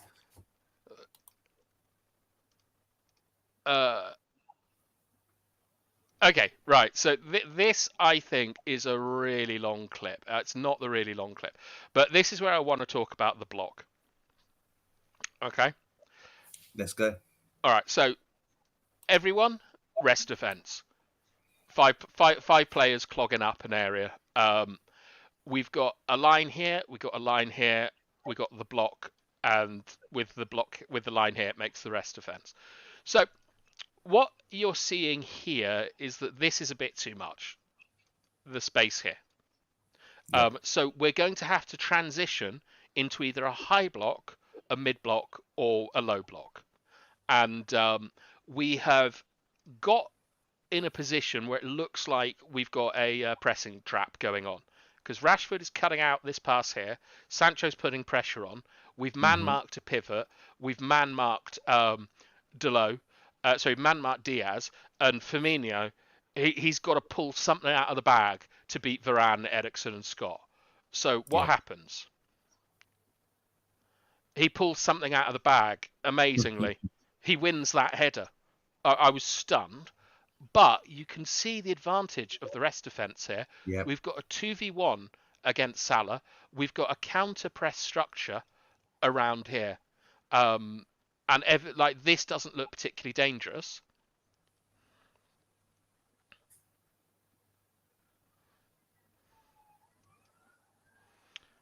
Okay, so they've recycled the ball, but what I really want to point out is the work rate of these players. Yeah.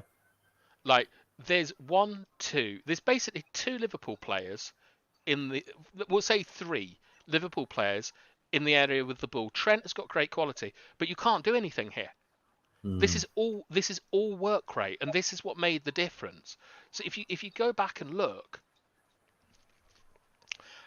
this is about our structure. The rest defense, Alanga's work rate, and I want to give special shout outs to Bruno, Sancho, and Dalot. Yeah, who look, they're breaking themselves to get back into position. Even Rashford. And then we forced Trent to turn inside.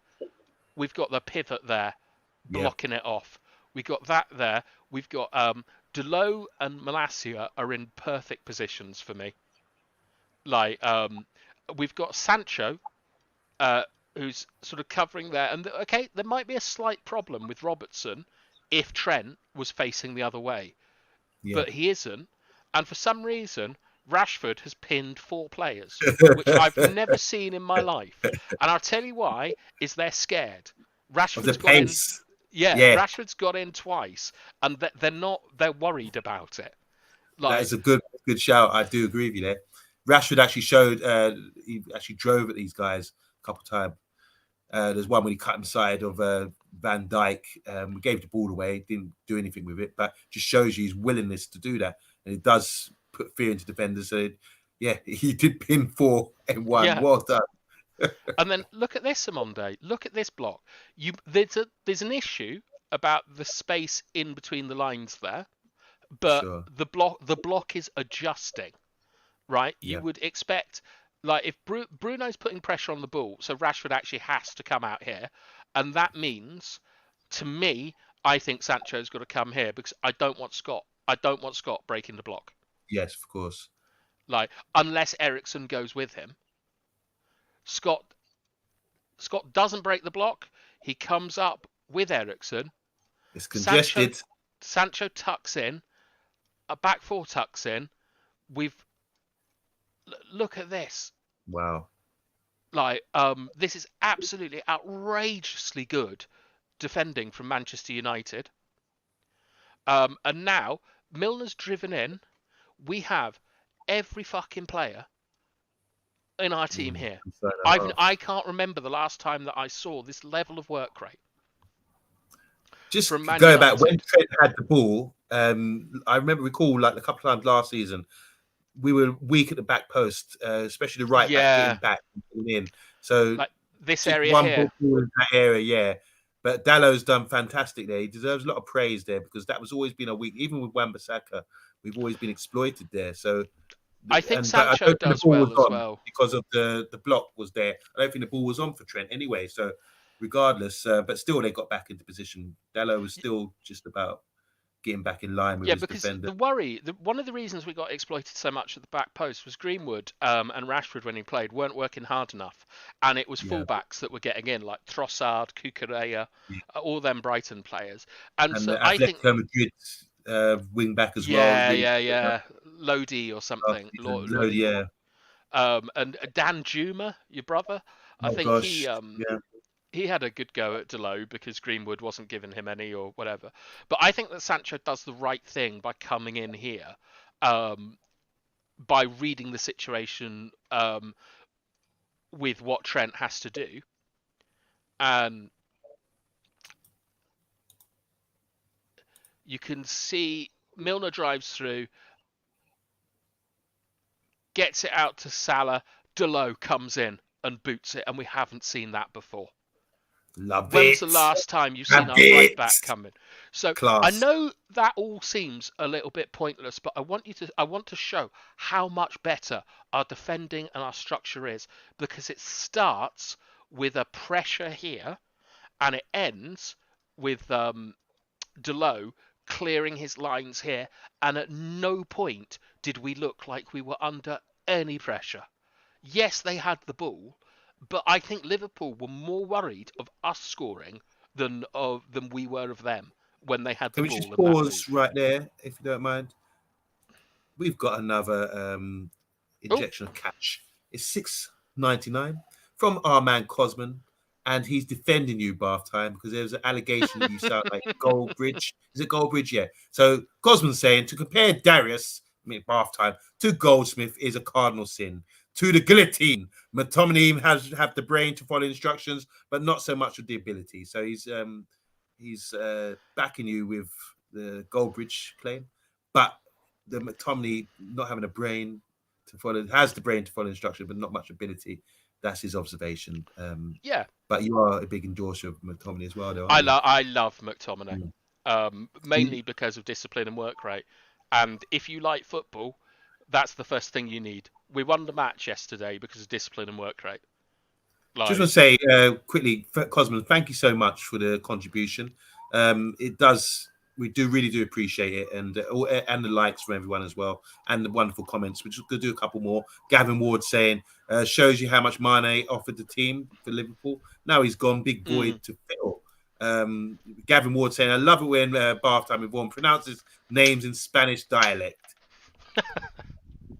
yeah, okay. Mr. B saying it's 45 in the chat. Hit those likes, guys and dolls. HG Gamer saying, it's my first time watching this. You've never seen the show before, HG Gamer? You're a regular. Mehdi saying, welcome to the channel, HG Gamer. Hope you will be a regular here. It's a great and growing channel. Thank you so much, guys. Kylo's Thank you. been a big regular for ages, or CeeLo, or whatever. But this is a much more sort of like serious, less bantery, much more in-depth show. So a lot of people don't like that kind of thing. They like fun, not people talking about the rest of fence for an hour and a half. Vincent's just saying, sorry, but Bath Time does not sound anything like Goldbridge. Unfortunately, Goldbridge only lives 20 minutes away from my house, so I can tell you he sounds nothing like him. So Vincent's in Birmingham, so Goldbridge, yeah, he's got an accent. I want to say hi all the way from Australia to one of our regulars, that's Mark Edmund. Hope you're enjoying the show, Edmund. I don't know what time it is. Oh, he's saying he's just woken up, so it must be early hours in the morning. Good day to you, as they say in Australia. So we're going back to the graphics now. They're up. And Great. yeah, that wonderful move. Just so sorry to distract you there, but That's all right. I just want to play it in full now so that you guys sort of understand what's going on here with the block, the high press, our line, and just see the absolute beauty and dedication of these United players. Like, so disciplined, and so intelligent and working so hard. turn back, Trent. Get out of this house.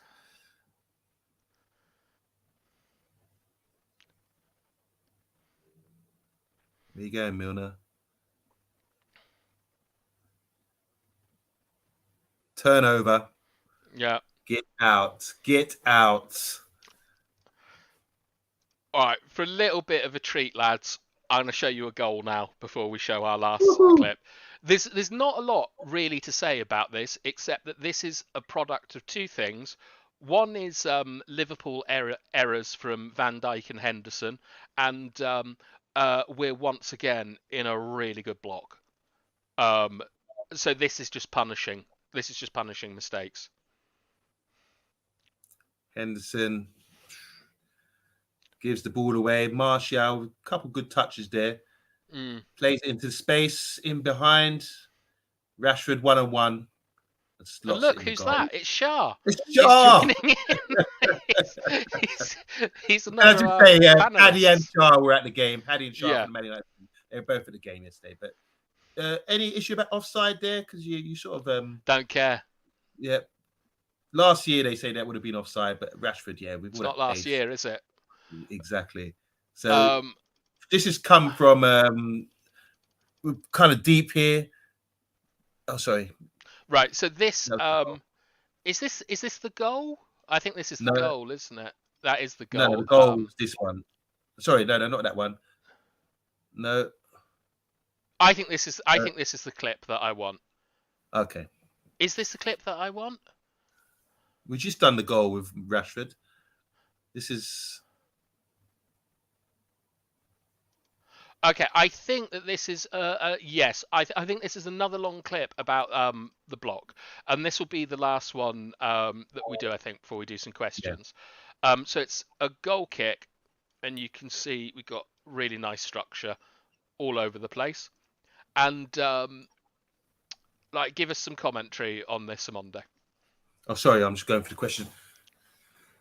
Okay, go back, because I was looking go back. Lining up the question. So that's a goal kick from De Gea. Rashford kind of plays it back. We give the ball away there. Now Diaz has got the ball. We close him down. Gives it to his left back, Robinson, who plays it back to the goalkeeper, which is good. We get back in our shape now. And now we're in a nice block. So they're trying to play out. They play it wide. Now who's on your back? This is gone back down to Milner, who's gone back into left back position. He's played it. They're looking for openings, aren't they? They're looking for some rotation. We kept our shape here, and we've turned over the ball because we were organising. And one pass from Eriksen, who's fantastic at getting out his feet. He's actually played in Sancho, who's been intelligent enough to roll in Rashford, and we've had an opportunity there. But Liverpool really struggled to create anything because in front of them they were suffocated in it almost by looking up and just seeing red shirts in good positions and nothing really on for them to sort of open us up with. It wasn't like last year at Old Trafford for sure. All right, this was my favourite moment of the match because this is all the systems coming into play together, and we're making Liverpool look like real idiots here. So when we go through this, we're not building up from the back. We've booted it. I'm unhappy with this kick, to be honest, because even though we've got three here, look, they've got the counter press, and we're hitting it to Van Dijk. Like this isn't very good. All right, we've got enough men back, but to start with, I don't like this. I think the kick was meant to be there, and it's De Gea's a weakness on De Gea. But De Gea had a good game, so I'm not going to go in on him. So it's out wide. Yep. That's the first thing, is we forced the ball out wide because of the block. This is so important, Omundi. Why do we want the ball out wide as opposed to in the centre? Because the centre is the most dangerous area, the centre of the pitch, whether it's zone 16 or what team. Mm-hmm. You can't let teams play through you. You've got to be compact. Yeah. Out wide, they can do what they want. If they play the ball in, you've got numbers in there. That's where goals are scored, usually in that centre area, the middle zone. So, yeah. Goals are scored in this area here, and in order to get the ball there from out wide, they have to go out and they have to play it in, which is it's an extra pass or an extra action, whereas as opposed to just doing that. Yeah. So even though we're outnumbered and we're outgunned, our positional discipline from Eriksen, Scott, and Bruno has saved us here. Like Oh, Salah, at this stage, Fred's. Oh, so Ericsson, Scott, and Bruno. Okay, okay. This is still yeah. the So first half. Yes, we haven't made subs. Sorry, go yeah, ahead. yeah, it's all the first half, and because they have kept their shape here, we've stopped this here. Like that was the danger. Is Salah running through? Because even though Malathea and Martinez had great games, it wouldn't surprise me if one of them had got a red card here. Like I do recall adrenaline in started the there. game at Anfield, I think, and I think it's a couple of times Salah's found that ball in Yeah. between Luke Shaw and Harry Maguire and ran in and scored against Henderson. I remember when Yes. Henderson was in goal, And do you there was a know goal. why? He It exploited was that space. because Bruno was in this. Bruno had charged at the goalkeeper and they'd come round here, and Wan-Bissaka had to push up, and they played it inside, and the guy was able Yeah, to play the ball through there. that's So right. this is an example of why discipline is so important and staying in the block is so important, because Solskjaer's United would have conceded here, but For Ten Hag's sure. United is a different beast. And as we play it in, I am in love with the Brexit boys here. Sancho, Rashford, and Scott absolutely collapsing on Diaz. Yeah. We're being brave here. Like we've got a lot of space here. We've got a goalkeeper that doesn't like to come out, but we're being brave again. And Hmm. the only issue that we have here is the false nine has dropped in. So it's does Ericsson go man to man for him because this is a press. Yeah. Like this is a press here, so we go man to man. Or does Varane go man to man on him? But they're very experienced players, so they get it right.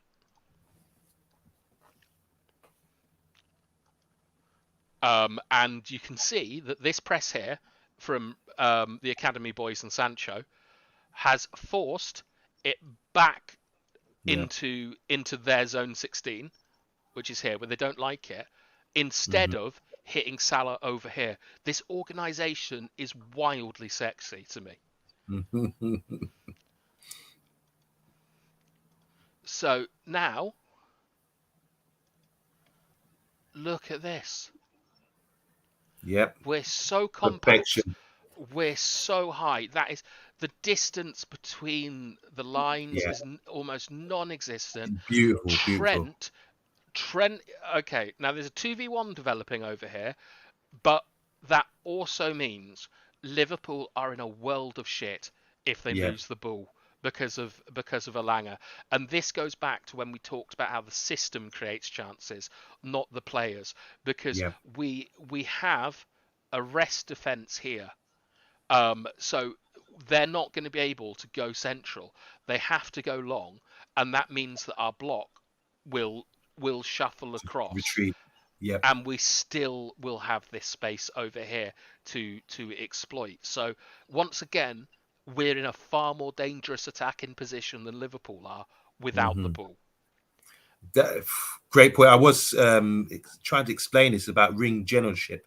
So even though I felt we were in control, they might have had more possession. That's why I don't believe in possession stats and all that kind of thing, because we invited them, say, to break us down with that Yeah. threat, saying, "You mess up, we're going to sting you," and that's control, in my opinion. Ring generalship is in boxing, in that sort of comparison. Yes. That's a beautiful thing what we're doing right now. And I also want to point this out. This is the most standard Premier League block of the 4-1-4-1, where you have your number six in between the lines of two blocks to stop balls being passed through, whilst your two eights mark their pivots. And Yeah. Rashford, what a genius this boy is, using his cover shadow to Yes. stop what? To stop any balls Is he just in the lucky? middle. Maybe, but like, look, they can't go anywhere. This Yeah. block is too good. They can't go anywhere. They have no options, and they're so exposed in this area. Hmm. Like, it's wildly brave of Trent to be there playing between the lines, because Firmino is going to get picked up by Eriksen. And Yeah. notice it's not Bruno, it's Eriksen who's doing it, because Yeah. he's a bit more disciplined and a bit more switched on. So they play it into an area they don't want to be in because they've got the touchline there. There's a block here. There's a block here. You can't turn. You can't turn, so he's going to have to send it there, isn't he? Yeah. Either he gets the foul or that's he the sends it down importance the of line. the fullbacks playing brilliantly and pinning these guys and sending them the other way, just from work rate, getting touch tight. Now, to be credit to Robertson, he's an absolutely brilliant player. He made an inverted run here, which is something that we will begin to see more coaching that we do to make the space. Yeah. Because the block is broken at this point, so the block needs to reform, or we're going to let them out, which we don't want to do. And what do you see, Omundi? We're seeing rest defence. You're seeing a rest defence, but you're also seeing the block being reformed instantly. Like, they had an opportunity, and we have moved to a 3-5-1 or whatever, basically.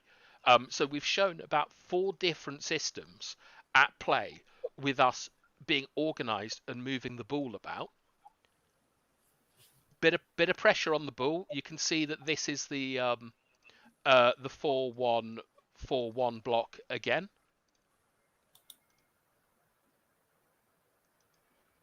They force it out wide. Trent's in trouble here. Trent's in a lot of trouble here. Like, so I can't even remember what he does. He plays a blind pass because he's shat himself. Yep. He's seen all this space down here. He's seen no support. He has played right in to the rest defence. It's a trap. Like, it's a trap. And do you know why it's a trap, Omundi? We are in an extraordinarily good position here. And do you know how I've been banging on about no width? You would normally expect runs like this to happen. You'd expect Rashford and Bruno to sort of stay central, and you'd expect Elanga and Sancho to go and make the space. But what actually happens, I don't know what happened there. But the point is the amount of movement that from Liverpool had the ball, but we were always in control. We were always in good shape. Even though they tried to mix it around, switch the play, even returning back to the goalkeeper and starting again, there was nothing common for them. And now they end up conceding the ball. We're on a transition. Yeah, we're on a transition, and Eriksen has the quality to pick out Sancho, who once again is in the half space. Yep, he's not out wide; he's in the half space, and this is the system creating the chance. And unfortunately, I personally think he should be looking for that. He should be looking for that space there. With Elanga coming in, I think it's very obvious that Gomez and Van Dijk are going to collapse on Rashford, and I think that he should be looking there. But you know, let's see what happens. Oh, he plays in Rashford, and Rashford gets tackled, and it goes out for a corner. But I'll play that from the start whilst you say anything that you think about it. But I just think that this is beautiful. Well, let's just watch it in peace and put some some music on in the background, some classical music maybe, just to appreciate what's going on here. Because you've explained it so well, and you can throughout the show to reach a pinnacle like this, where we're seeing everything come together, is a beautiful thing. So, if you're getting turned on there, guys, like we are. Make sure you tune in again next week, because it's sexy football. Ruud Gullit used to say that, didn't he? Yeah. Another Dutchman, sexy football. It is. It's delightful. A couple comments here, because we're going to wind down the show now. Yeah, I think so. Yeah. So a few comments here. So Vincent saying, my team is named Powerfoot. He's going to talk about his team here for Fantasy Football League. Mark Edmonds saying, this is a killer. This show is a killer, by the way. Loving your work. Pumping Liverpool. It's a beautiful day.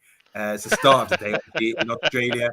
So, and I'm sure the weather's not too good in Australia, is it? I know when we were on tour out there recently, especially in Perth, which is an isolated town, it's really cold.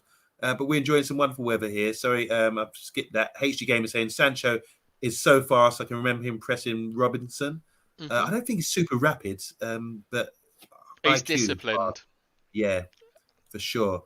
Mark Edmonds saying Martial controlled a difficult ball. Great stuff. He's talking about the goal there when Rashford, he played in Rashford because Henson lost the ball, gave it away. Martial had to get out of his feet and actually get his head up and play Rashford in, which he done brilliantly. HG Gamer saying, am I wrong for thinking De Gea could have saved Salah goal? It was very close to him. I don't really have any issue with that. Do you, half time?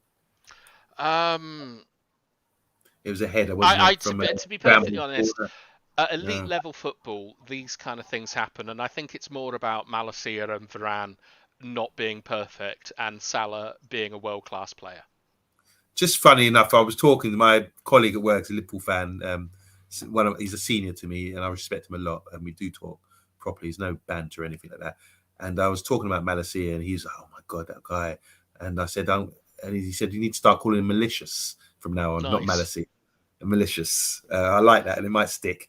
Want to say hi to Miss Melina. She was on the Man United agenda with Rebel, talking about the Fantasy Football League. Melina, I watched the show, and obviously I admire you, man. You really deliver. You know how to talk football, and yeah, you get a salute from me every time. We love you, Melina. You're doing a great job, and we really do appreciate you on the Man United agenda for all the hard work you've done from day one as well. Day one, I've always been supportive of the channel. And congratulations on your numbers recently. That's really good.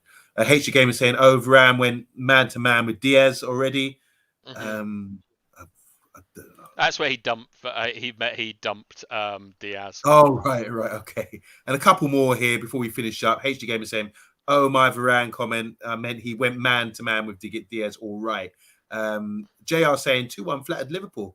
I felt so too. I thought 2-0 would have been really convincing. Didn't deserve to score, I don't believe. Mark Edmonds saying, right now, best show on the web. Seriously, great work. And we appreciate that. Bath time. I know you don't like taking compliments, but there you go. Accept it. Vincent saying, imagine yesterday after Liverpool win on Monday, playing I Was Born a Winner. I wouldn't blame him. I Was Born a Winner. That's a reggae Freddie McGregor song. Or an old school reggae tune as well. I Was Born a Loser, which turned into I Was Born a Winner. HG Gamer saying, the beautiful bald man, Ten Hag. Michael, hello, Michael. How you doing? Have you heard the news? Ten Hag joined the Man United squad for the entirety of the 13.8k run during the punishment for losing last class week. If he did that. You're a runner, aren't you? Yes, I am. I'm a long distance runner as well as a pretty average footballer. But I would absolutely destroy that team over 20 kilometers. They can have it. Someone mentioned earlier that Elanga is probably one of the fittest guys. They said probably the winner of the beep test at Man United. Because you're great fitness and you're running, Billy, who do you think's one of the fittest players at Man United? Just a random question, but who do you McTominay. think? McTominay, okay, fair enough. Felix is saying, this is great analysis. Keep it up. We will every week. What time, guys? 10 o'clock on a Tuesday. That's right. We're going to try and bust out a show every week after the game. Michael saying, Malacia, I'm saying malicious almost again, is a baller. Insane performance. Loved it. What I want to say about that, sorry, this very quick as well, Michael, is that Malacia was given a platform the same way that Martinez was by the rest of the team. Like, Malacia was defending out by the touchline where he should be defending because of Eriksen, McTominay, Bruno, Sancho and Rashford. They gave him the platform to show that he's a nasty little bastard that it's going to be hard to get past.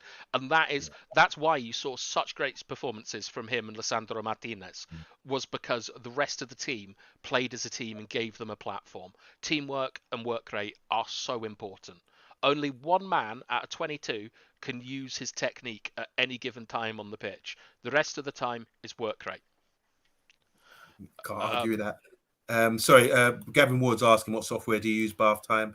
It's Cosman's tacticalboard.com or something. Okay, Cosman's asking, what did you guys make of Klopp? Said he should have won the game. I didn't hear that comment, but Klopp said thinking he should have won the game. Hi, it's the guy from Tesco. So let me just explain this. I met you today in Tesco. You served me. You're a great guy. I'm going to be in there every day because you're my local right next to me. And you're an Arsenal fan, as I remember. So big up Playboy Francis. It's nice for you to tune in tonight. Yeah. Tell us what you think about the show. And I'll be coming to pick up my eggs and avocados tomorrow. Yeah, Nice and early. unexpected item in the bagging area there from your real life. Flex Felix is saying onwards and upwards. Bring on Southampton. We should be up to sixth for a bit. Michael saying Malacia already showed up pre-season. He maintained that energy all throughout. Never doubted him, says Michael. Vincent I saying, still don't think he's playing on Saturday. Okay. I think Shaw's coming back in. That's rotation for you. I mean, Omundi not boldly Monday. HD Gamer saying Fred and Lango, Rashford and Bruno are the fittest players, he reckons. And finally, McTominay, as kid, did fitness tests with Antonio Valencia. He's so fit. Wow. Valencia was shout out Valencia. I loved him. Anyway, I love this show. We've done 2 hours, and I think it's a special anyway because of the great result we had against Liverpool. Yeah. I hope all you guys enjoyed it. We really do appreciate all the comments, positive comments, for all the hard work that Bath Time and myself a little bit put into the show. I think we do appreciate good comments like that and the views as well. So if you are watching, just give us a like, and we'll be back next week with reporting on the win over Southampton. I hope. Hopefully. I hope, as long as we're not wearing those away shirts. Thank you so much, Stuart, for tuning in. He said, great show, guys. And I hope you enjoyed the atmosphere. You still haven't told us what the atmosphere was like yesterday. I'm sure you went to the game, Stuart. And Michael saying the fittest player, Ten Hag's, is that like what's that? Dragon Ball Z? It's anime or something. Okay, yeah. That means power up or something. Great energy. Yeah. We love it. We love it. Any final words, Bath Time, about thank what you to expect very much going forward? Well, what I would love actually is that we get a lot of people watching like the show when it's not live, and we check the comments throughout the week and so forth. So if you think we're talking crap, or you've noticed something, or you want a conversation or something, please don't be shy. Just leave a comment, because we make this stuff for you guys.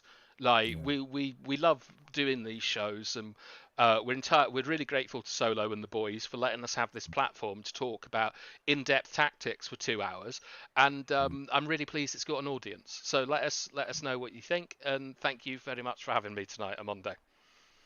Oh, thank you for coming on and delivering once again. I'm just really impressed with what we're doing here. Like we say, we're not here to talk about transfers or gossip. It's all about the football side of things. And if you are a nerd like us and you do enjoy that, then please share it with your friends. Let them know what's going on here, the Man United agenda, and let them know what's going on with the eye test. That's what it's all about for us. So, guys, I appreciate you all, especially Bath Time. Appreciate you once again. Highest of fives. And appreciate, I say 5 and 5, which is the rest defense, and 5 in defense and 5 at the back. I'm incorporating all these skills and transferring them to my Sunday team, and hopefully we'll do something this season. But yeah, once again, guys, we're going to sign out now. Everyone who tuned in, we're grateful. Please tell your friends about it. If you want to know how Man United beat Liverpool, this is the best that we could deliver, and I think it makes a lot of sense when you really break it down. So appreciate all you guys for tuning in. We'll be back tomorrow at 8:30 on the Man United agenda, and it's 8:30 every evening of the week, every weekday, and 10 o'clock this Friday. We've got the takeaway, and we'll be doing a live watch along as well for the Southampton game, and a preview show and a review show. So, it's all going on the Man United agenda, but this is the best. This is the best show on the Man United agenda, without a doubt, for all the football lovers. So if you come here for us, we appreciate you. Anyway, enough talking. We're going to sign out. Have a good evening and sleep well. And good morning to Mark Edmund in Australia. We'll see you soon. Bye-bye.